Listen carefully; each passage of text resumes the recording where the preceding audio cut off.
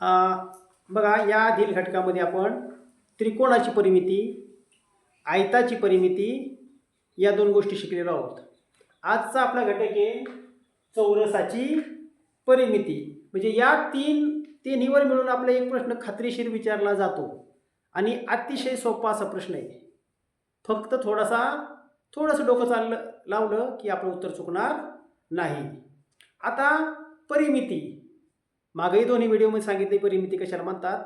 पुन्हा आज एकदा, परिमिती म्हणजे काय, तर एखादी जी बंदिस्त आकृती असते त्या बंदिस्त आकृतीच्या सर्व बाजूंची बेरीज म्हणजे परिमिती होय. त्रिकोणाची परिमिती पाहिली, आयताची पाहिली, आज चालले चौरसाची. आणि आता चौरसाच्या परिमितीचं सूत्र. आता सूत्र पाहायच्या अगोदर आपण एक चौरस काढून घेऊयात.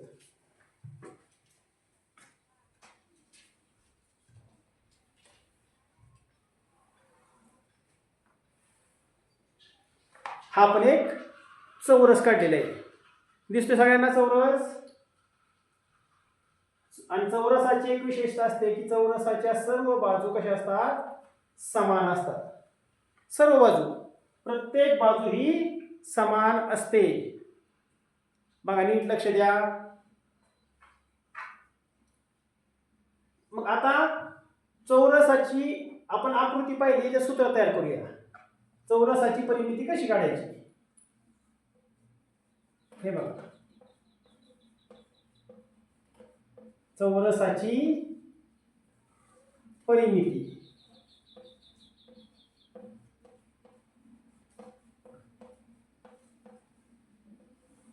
बरोबर 4 गुणिले बाजू. काय करायचंय, म्हणजे 4 गुणिले हे बाजूंची लांबी, 4 गुणिले बाजूंची लांबी. मग अशा प्रकारे त्याला 2 लिहितं का त्या समोरासमोरच्या दोन बाजू समान होत्या. आता इथं चौरसाला काय केलेलं आहे, सर्वच बाजू समान आहे, 4च्या 4 म्हणून 4 घेतलेले. 4 गुणिले या सर्व बाजूंची लांबी यांचा गुणाकार केला की चौरसाची परिमिती निघते. आता याच उदाहरणात आपण एक चौरसाला अंतर दिली, ते माप देऊया. समजा याचं अंतर आहे 7 सेंटीमीटर, एक बाजू किती आहे 7 सेंटीमीटर.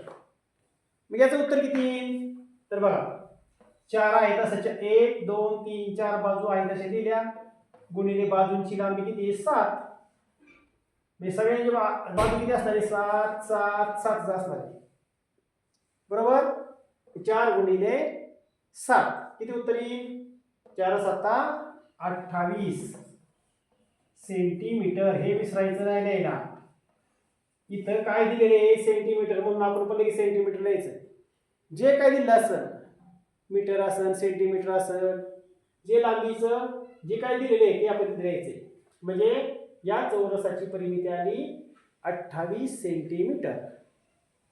अजून एक पुढचा प्रश्न.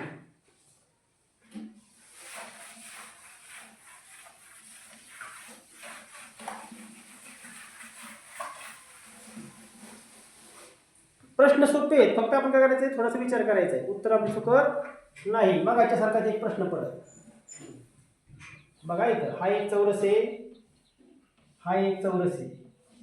आता या दोन चौरसातील काय करायचं, दोन चौरसाच्या परिमितीमधील फरक काढायचा आहे, किंवा या चौरसापेक्षा या चौरसाची परिमिती कितीने लहान आहे असा एक प्रश्न आपला खात्रीशीर विचारला जातो. असा थोडासा जमलिंगमध्ये त्याचं उत्तर कसं काढायचं बघा.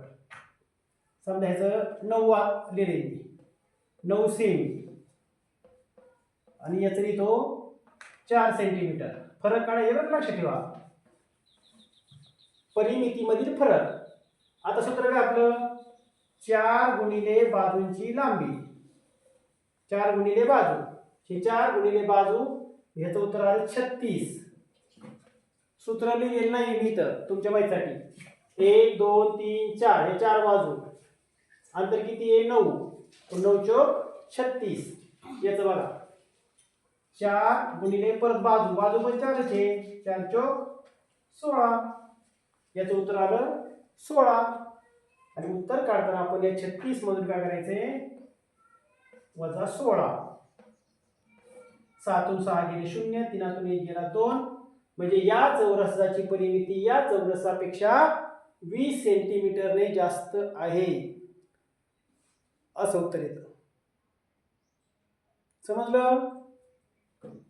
किंवा मग कधी कधी काय विचारलं जातं की समजा हे उदाहरण आहे, याच्यामध्ये अजून एक उदाहरण घेतो तुम्हाला सोडवण्यासाठी. हे समजलं ना? बघा अजून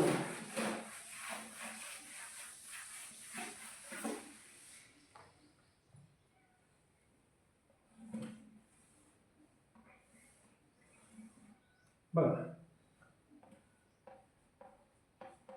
या चौरसाची लांबी 8 सेंटीमीटर आहे. मग प्रश्न असाही करून विचारला जातो, अजयला 8 सेंटीमीटर लांबी असलेल्या चौरसाला 3 वेढे मारायचे आहेत. किती वेढे मारतो तो रोज? 3 वेढे मारायचे आहेत. तर एकूण किती अंतर तो कापणार आहे, असं एखादा विचारला जातो. किंवा अशा प्रकारचा प्रश्न विचारला जातो, 2 फेरे मारणारे, 3 फेरे मारणारे. मग आपण त्यावेळेस काय करायचंय? पहिल्यांदा बघा, पहिल्यांदा परिमिती काढून घ्यायची. बघा किती काय करायचे? परिमिती काय आहे चौरसाची परिमिती बरोबर 4 बाजू गुणिले 8, म्हणजे 8 चौक 32 सेंटीमीटर. आपला प्रश्न काय आहे? 4 फेरे मारणारे किंवा 3 फेरे मारणारे पूर्ण चौरसाला, तर त्याचे एकूण अंतर किती होईल? मग काय करायचं आपण? 32 आणि 3 फेरे मारायचे, तर 32 गुणिले 3, 32 गुणिले 3, 3 दुणे 6, 3 3 9, 96. त्याला 3 फेरे मारण्यासाठी किती अंतर कापावं लागेल? 96 सेंटीमीटर. हे सेंटीमीटर मध्ये नसतं, अंतर मीटर मध्ये असतं. आपण हे चालू उदाहरण घेतलेले आहे, म्हणजे 96 सेंटीमीटर जाईल. समजा की छोटीशी 96 सेंटीमीटर तिला जावं लागेल पूर्ण. मीटर मध्ये असतं तर 96 मीटर आलं असतं. अशा प्रकारची उदाहरणं विचारली जातात, आणि ती उदाहरणं आपण फक्त थोडंसं लक्ष दिलं तर आपली उदाहरण चुकणार नाहीये. अतिशय सोपं असं आहे. परिमितीवरील घटक आपण पाहिलेले आहे. त्रिकोणाची परिमिती, आयताची परिमिती आणि चौरसाची परिमिती. ज्यावेळेस तुम्हाला फेऱ्याचे विचारले जातात, 3 फेरे मारले जातात, 2 फेरे मारले जातात, त्यावेळेस फक्त त्याला गुणिले 2 असेल, 3 असेल ते करायचे. आपलं उत्तर ते चुकणार नाही. त्यावेळेस बघा, फसवण्यासाठी अशी पण आकृती दिली असते आपल्याला, सर्व बाजू समान आहेत. काय सांगितलं? सर्व बाजू समान आहेत. आता ही आकृती दिलेली आहे, सदर आकृतीतील सर्व बाजू समान असून या आकृतीची परिमिती किती सेंटीमीटर होईल? तर बघा, पहिले आपल्या 1 2 3 4 या 4 बाजू, त्याच्यात 1 आणि 2 बाजू वाढलेले आहेत. म्हणजे इथे काय करायला लागेल आपला? 8 गुणिले 6 करायला लागेल. तर 6 बाजू झाली ना. आता बाजू कशा सगळ्या समान आहेत, समान बाजू असल्यामुळं 8 गुणिले 6 करावं लागेल आपल्याला, का नाही? म्हणजे आपलं उत्तर चुकणार नाहीये. आणि स्कॉलरशिपची जी आपल्या मनातील भीती आहे, आपलं काय होतं, सोप्या पद्धती माहीत नसतात, त्यामुळे आपण घाबरतो. तसं काही नाही, खूप सोपं आहे स्कॉलरशिप. मनात आणलं तर फक्त काय करायचं, आपण लक्षपूर्वक ऐकायचं, पाहायचं. आता हे आलं ना परिमिती, तर याच्या पुढचा घटक आपला सहज येणार आहे. मग त्यामुळं प्रत्येक गोष्ट आपण काय करायचं आहे, खोलात जाऊन शिकायची ती.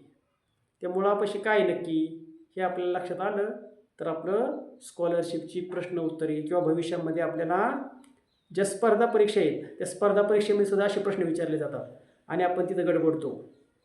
त्यामुळे जास्तीत जास्त काय करायचं, सराव करा आणि हक्काचे आपले 2 गुण कुठे जाणार नाही त्याची काळजी घ्या. धन्यवाद.